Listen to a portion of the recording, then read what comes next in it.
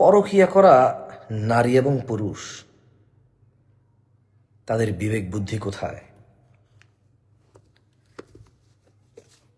একজন নারী স্বামী থাকা অবস্থায়, কারো স্ত্রী থাকা অবস্থায় কোনো পুরুষের কাছে যখন নিজেকে সোপর্দ করে, নারী কি কখনো এটা ভাবছে যে ওই পুরুষ কত নোংরা, কত বর্বর, কত মূর্খ, কত বিবেকহীন পুরুষ, যে পুরুষ আরেকজনের স্ত্রীর সাথে থাকে? এই পুরুষ কত বিবেকহীন, কত নির্লজ্জ, যে আরেকজনের স্ত্রীকে আপন করে পেতে চায়। অথচ বিষয়টা যখন জানাজানি হবে, যে স্বামীর স্ত্রী পরকীয়ায় লিপ্ত হয়েছে, ওই স্বামী লজ্জায় মাথা কেটে যাবে, ওর আকাশ ভেঙে পড়বে ওর মাথার উপর। পুরো পরিবার, সমাজের কাছে লাঞ্ছিত হবে যে বউ ধরে রাখতে পারলি না, কি পারিস। দুইটা বাচ্চার কাছে ওই মহিলা আরেকজনের স্ত্রী নির্লজ্জ চরিত্রহীনা নারী হিসেবে দুটা বাচ্চা পালবে সে। বাচ্চাগুলো তার মার কাছে থাকবে, কিন্তু একই সাথে চরিত্রহীন মনে করবে মাকে। মহিলারা কার কাছে নিজেকে সোপর্দ করে? একবারও কি ভেবেছে যে যে পুরুষ আরেকজনের স্ত্রীর সাথে একাকিত্বে ঘনিষ্ঠ হতে চায়, ওই পুরুষ কত নোংরা? মহিলারা কি তাহলে এত নোংরা লোকের কাছে নিজেকে সোপর্দ করবে?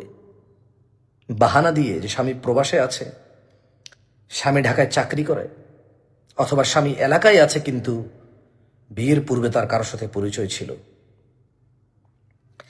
একটা নারী কি এত বিবেকহীন হবে? একটা নারী কি এত অবুঝ হবে?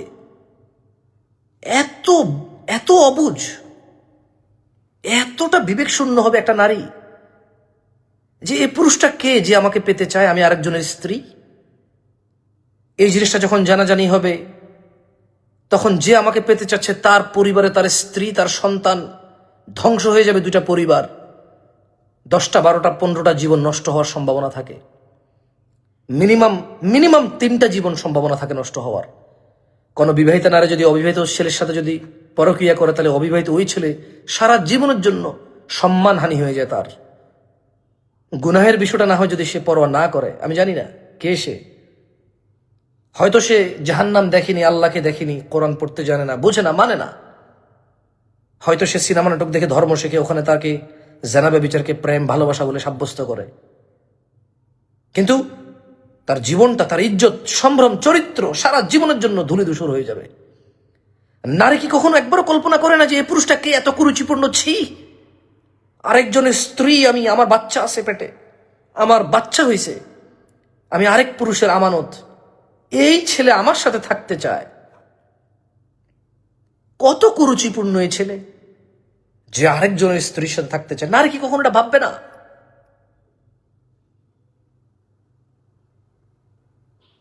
নারী কি কখনো এটা ভাববে না যে আরে কার পাল্লায় পড়তেছি আমি? আরে এ কত বর্বর ছেলে, ওর জন্য বিয়ের সুযোগ আছে, চাইলেও বিয়ে করতে পারে, কিন্তু বিয়ে না করে আরেক বেটার বউয়ের পিছনে পড়ে আছে। ও কত কত গর্ধব, যে ও যা ওর আপনই হওয়া সম্ভব না। ও এমন একজনের পিছনে ঘুরতেছে যাকে আপন করলেও, যদি ওই মহিলাকে দিয়ে, হাজব্যান্ডকে ডিভোর্স দিয়ে বিয়ে করে, তারপরেও বদনাম হবে ওর, যার এটুকু রুচি নাই। নারী এমন পুরুষের কাছে নিজেকে সোপর্দ করবে? তাহলে এটাই কি নারীর বিবেক? এটাই কি নারীর বিবেক? তাইলে নারীর বিবেক কি এটাই যে বিবাহের পূর্বে কোনো পুরুষের কাছে নিজেকে সোপর্দ করে দেবে, প্রেমের নামে, ভালোবাসার নামে? জানাবে বিচারকে প্রেম ভালোবাসার নাম দিয়ে ঘর থেকে বের হয়ে নারী চলে যাবে। 16, 17, 15, 18 বছরের একটা মেয়ে, নিজ পিতা জন্মদাতা, নিজ মাতা গর্ভধারিণী, নিজ ভাই যে তার রক্ষক, যে তার নিরাপদ, যে তার সিকিউরিটি, এই সমস্ত আশ্রয় ছেড়ে চলে যাবে একটা ছেলের কাছে, একটা ছেলের কাছে চলে যাবে যে কিনা কবুল বললে আপন হয়, তালাক বললে পর হয়ে যায়। অথচ পিতাকে পর করার কোনো ভাষা নেই, পিতাকে পর করার কোনো ভাষা নেই, মাতাকে পর করার কোনো ভাষা নেই, ভাইকে পর করার কোনো ভাষা নেই, কোনো আইন নেই, কোনো কানুন নেই, কোনো সামাজিক পরিস্থিতি নেই যেখানে বাবা মা ভাই বোন রক্তের সম্পর্ক ছিন্ন করা যায়, এমন কোনো ওয়ার্ড নেই। অথচ একটা অবিবাহিতা মেয়ে যে কিনা নিজের জন্য জামা চয়েস করে কিনতে পারে না, সে কিনা স্বামী নির্বাচন করে চলে যায়। একটা বর্বর ছেলে যে আরেকজনের মেয়ে নিয়ে চলে যায়, এই ছেলেটা কি পাষণ্ড না, বিবেকহীন না এই ছেলেটা? ছোট বোন, তোমার বয়স কত এখন? 9-এ পড়ো, তুমি 10-এ পড়ো না? ইন্টার ফার্স্ট ইয়ার করছো, অনেক কিছু বুঝো, রোল নাম্বার তোমার 1, এবার স্ট্যান্ড করছো না কি করছো তুমি? A+ পাইছো, পুরো বাংলাদেশে বোর্ডে আসছো, সেরা হয়েছো তুমি। কি তুমি, তোমার মাথায় কি আছে বোন আমার? একটা ছেলে তোমাকে নিয়ে পালিয়ে যেতে চায়। কার কাছ থেকে নিয়ে পালিয়ে যেতে চায়? ও ওর স্বার্থ উদ্ধারে ও তোমাকে তোমার গর্ভধারিণী মা থেকে নিয়ে চলে যেতে চায় এবং এটাকে ঠিক মনে করে। ও তোমাকে তোমার পিতা থেকে নিয়ে চলে যেতে চায় এবং এটাকে সে ঠিক মনে করে। যাও, সব বাদ দিলাম। ও তো এটা জানে যখন তুমি ওর সাথে পালায় যাবা, যখন ও তোমাকে নিয়ে যাবে, তোমার মা, বাপ, ভাই, বোন, আত্মীয় স্বজন সবাই লজ্জায় বলবে যে তোমার বাবা তোমাকে ঠিক করে মানুষ করতে পারে নাই। বলবে যে তোমার মা তোমাকে ঠিক মতো পারিবারিক শিক্ষা দিতে পারে নাই, ধর্মীয় শিক্ষা দিতে পারে নাই, মানুষ বানাতে পারে নাই, তাই তুমি পালিয়ে গেছো। এটাও জানে। এটা জানার পরেও শুধু ওর স্বার্থ উদ্ধারে এটাকে ঠিক মনে করে। আচ্ছা, তুমি কি এমন ছেলের সাথে পালাই যাচ্ছ না যে নিজের হৃদয়কে দমন করতে পারে না, যে নিজের শখ আহ্লাদকে দমন করতে পারে না? বোন আমার, একটাবার ভাবো তো, তুমি কার সাথে যাচ্ছ? বোন আমার, তুমি তোমার প্রেমিকের সাথে যে পালাচ্ছ, এই ছেলেটা নিয়ে একটু ভাবো তো বোন। এই ছেলেটা কে? এই ছেলেটা হচ্ছে ওই ছেলে যে তার মনকে, যে তার চাহিদাকে, ইচ্ছা আকাঙ্ক্ষাকে দমন করতে পারে না। আজকে তোমাকে লাগবে, এজন্য তোমার বাবা মা, তোমার পরিবার পরিজন, তোমার নিরাপত্তা, এত সুন্দর ছায়া, তোমার এত সুন্দর নিরাপত্তা, তোমার এত সুন্দর বাসস্থান, তোমার এত ইজ্জত সম্মান, কোনো কিছুর পরোয়া না করে শুধু তোমাকে সে পছন্দ করে, তোমাকে ছাড়া তার ভালো লাগে না, এই জন্য সকল কিছু বিসর্জন দিয়ে তার চাহিদাকে প্রাধান্য দিয়ে সে তোমাকে নিয়ে চলে যাচ্ছে। একটু ধারণা করো, কালকে যদি তোমাকে ওর ভালো না লাগে, তোমার যদি কোনো দোষ ত্রুটি হয়, ও তোমাকে ছেড়ে দিতে কিন্তু দ্বিধাদ্বন্দ্ব করবে না, কারণ ও তোমার তখন ভালো লাগবে না। তোমাকে তখন ওর ভালো লাগবে না। তোমার বান্ধবীকে যদি ওর ভালো লেগে যায়, যদি ওর তালতোবন খালতোবন কাউকে ওর ভালো লেগে যায় এই ফাঁকে, তখন কিন্তু ওখানেও থামতে পারবে না। বোন আমার, তখন ওখানে থামতে পারবে না। যে তোমার এত সুন্দর নিরাপত্তা, পিতার ছায়া, মায়ের আঁচল, এত সুন্দর নিরাপদ স্থল থেকে যে তোমাকে শুধু তার ইচ্ছা আকাঙ্ক্ষা পূরণ করতে নিয়ে যেতে পারে, তার মনে চাচ্ছে তাই, তার ভালো লাগবে তাই, তার সুখ আছে তাই, তার শান্তি আছে তাই, তার প্রশান্তি লাগবে তাই, যে তার নিজের সুখ স্বাচ্ছন্দ্য ইচ্ছা আকাঙ্ক্ষাকে প্রাধান্য দেওয়ার জন্য ধ্বংস করে দিতে পারে একটা পরিবার, পরিবারের মান সম্মান, একটা নিরাপদ আশ্রয় থাকা একটা মেয়ের জীবন নিরাপত্তা যে ধ্বংস করে দিতে পারে, সে কিন্তু কালকে আর একটা মেয়ের সাথে যখন পছন্দ হবে ওখানে থামতে পারবে না। সে কিন্তু যখন আরেকটা তার যখন কলিগের সাথে তার পছন্দ হয়ে যাবে, ওখানে সে থামতে পারবে না। যখন সে কালকে ফেসবুকে আরেকটা মেয়ে তার পছন্দ হয়ে যাবে, ওখানে সে থামতে পারবে না। ছোট ভাই, তোকেও বলি ছোট ভাই, যে মেয়েকে তার বাবা কখনো কাজ করে নাই, মা কখনো কাজ করে নাই, শুধু তোকে ভালো লাগছে, তোর সুন্দর সুন্দর কথা ভালো লাগছে, নিজ গর্ভধারিণী মা যার পায়ের নিচে ওর জান্নাত, মাকে লাঞ্ছিত করে যে মেয়ে তোর জন্য চলে আসছে, যদি একটু থেকে একটু বেশ কম হয় ছোট ভাই আমার, অথবা তুই যে রোমান্টিক কথা বলিস, তুই যে সুন্দর সুন্দর কথা বলিস, আচ্ছা ও তোর সাথে গেছে কেন বলতে পারিস? ছোট ভাই, তোর প্রেমিকা নিজ গর্ভধারিণী আর নিজ জন্মদাতা পিতাকে ছেড়ে তোর সাথে গেছে কেন বলতে পারিস? কারণ তোর ওর সাথে কথা বলার সুযোগ হয়েছিল।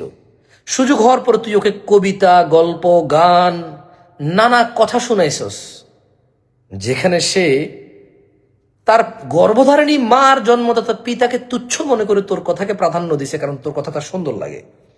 ধারণা করতো তুই যখন বিদেশ যাবি, ধারণা করতো তুই যখন চাকরিতে যাবি, ধারণা করতো তুই যখন বাসা থাকবি না, তোর যখন ফেসবুকে বসবে বা মোবাইলে বসবে, কোনো আড্ডায় বসবে, কোনো দোকানে যাবে, পরিচিত কোনো খালতো ভাই বিদেশ থেকে আসছে, ছোট দেখছে ওকে, বা অনেক আগে ওকে পছন্দ করতো, ও হালকা পছন্দ করতো, একটু ধারণা করতো যখন ওই ছেলে গল্প বলবে, গান গাইবে, ওকে নিয়ে কবিতা লিখবে, তোর বউ যদি গর্ভধারিণী মা আর জন্মদাতা পিতাকে তোর কবিতা আর গান শুনে চলে আসতে পারে, ধারণা কর তোকে যেতে কি লাগবে। ছোট ভাই, তুই একটু বিবেক খাটা। দুইটা দুশ্চরিত্র লোক মিলে কি সংসার করবে বলতো আমাকে? দুইটা দুশ্চরিত্র লোক মিলে কি সংসার করবে আমাকে বলতো ভাই? জন্ম দিবে কাকে? কোন সন্তানকে জন্ম দিবে? দুইটা দুশ্চরিত্র লোক, তাও আবার পরিবারবিহীন। দুইটা লোক একত্রিত হয়েছে দুইটা পরিবারকে মানে ধ্বংস করে। দুইটা পরিবারের বদদোয়া নিয়ে দুইটা লোক একত্রিত হচ্ছে। তুই একটু ধারণা কর, এই দুইটা জেনাকারী, দুইটা বদচরিত্র, দুইটা দুশ্চরিত্র লোক, এই দুইটা বদাখলাক আর বিবেক শূন্য বর্বর আর জঙ্গলি জানোয়ার হৃদয়ের আকাঙ্ক্ষাকে যে দমন করতে জানে না, এমন দুইটা লোক পেলে কি সংসার করবে আমাকে বলতে?